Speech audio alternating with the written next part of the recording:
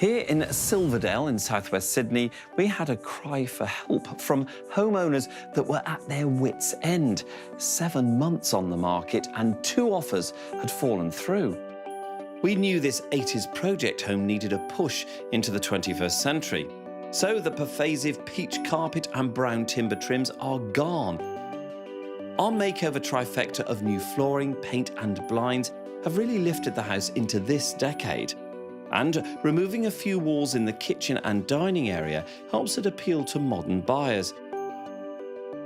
The bathroom layout is the same, but the updates are incredible. In the back garden, a lot of Charlie's work was about making the pool area compliant, but he's also turned it into more of an entertainer's delight. This is a classic selling houses transformation. Hopefully there are buyers looking for real estate gold here in Silverdale.